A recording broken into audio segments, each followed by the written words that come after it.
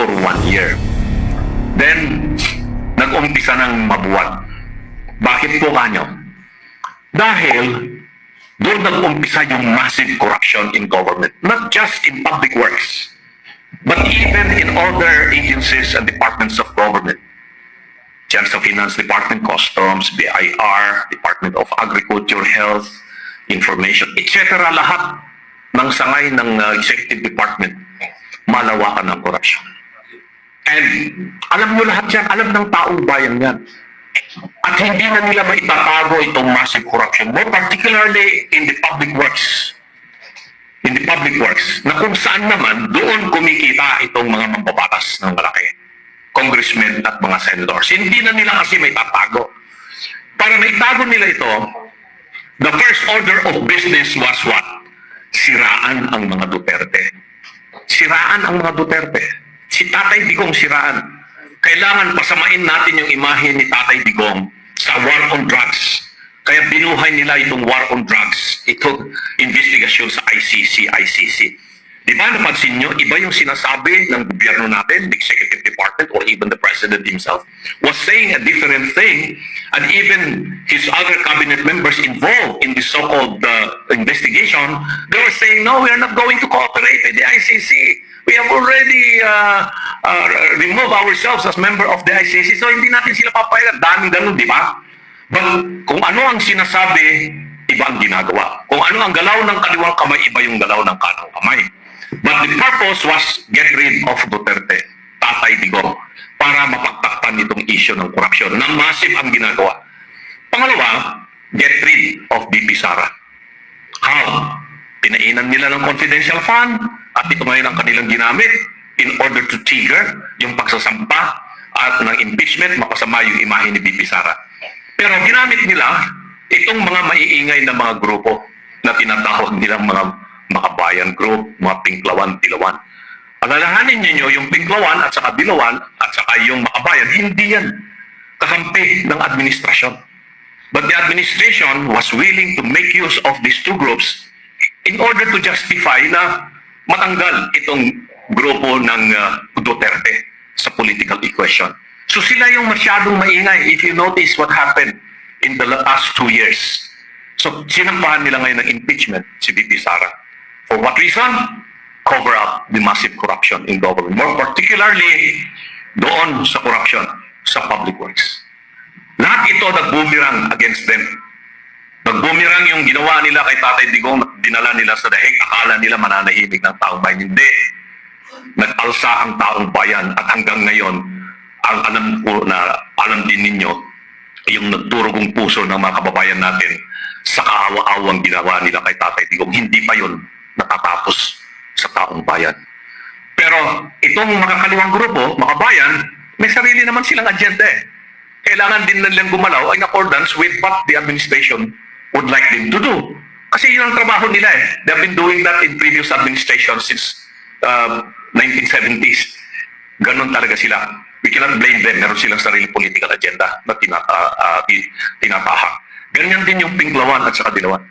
They have to cooperate with the administration now because they would want to go back to power. Pagdating ng 2020, babalik sila. Pero sa ngayon, hindi sila makaporma ng todo-todo. They have to cooperate with the present administration because they know that it is still the Duterte group that has the strong support coming from the people. And if this support will continue as it is continuing and becoming even much stronger, 2028, Sara Duterte will become president. Kaya hanggang ngayon, iyon pa rin ang kanilang gusto, pabagsakin si Inday Sara Duterte. But the main reason, yung kanilang immediate motive or intent or purpose, cover up the corruption. Cover up the corruption. Hindi sila nagsaksi. Pag-bumirang yung impeachment against BP Sara, the administration has to make a new drive. Cambio sila. Panibagong direksyon. That was the time when the President, in his State of the Nation, came up with this statement. Mahiya naman kayo. Because hindi na nila may tatago eh. Lagtad na eh. Talagang wala na silang magagawa. Sumabog na eh. Sa kanilang mukha yung pinaggagawa nila. So for them to save their case, save themselves, the executive, and at the same time the members of Congress, they have to conduct this so-called investigation now. As to whether the investigation is in depth and really go after all those involved in this massive corruption about flood control and other infrastructure projects, that we are not certain. Kita naman natin kung ano yung pinangako noong nakaraang taon, isa pa lang na senador, hindi pa, wala pang senador na naipapakulong. Dating senador, Bong Revilla, kawawa naman. Siya ngayon ang naging poster boy ngayon. Siya nakakulong. Wala pang congressman na nakakulong. Pero alam ng taong bayan na maybe 90% of members of Congress, the 19th Congress ba yun? The 19th Congress. And most of them are still members of the 20th Congress. They are involved or were involved in the massive corruption of infrastructure projects, not just flood control, school buildings, farm-to-market roads, bridges. Massive talaga yung corruption at hindi nila matatap. So ngayon, gusto nila uling mapagtakpan yan. They want to continue covering up para maiwasan yung issue. That's why they have to come up with these impeachment cases. 5 against sham impeachment. Sinampa nila against President. Alam naman natin yun. Dinismiss yun. No?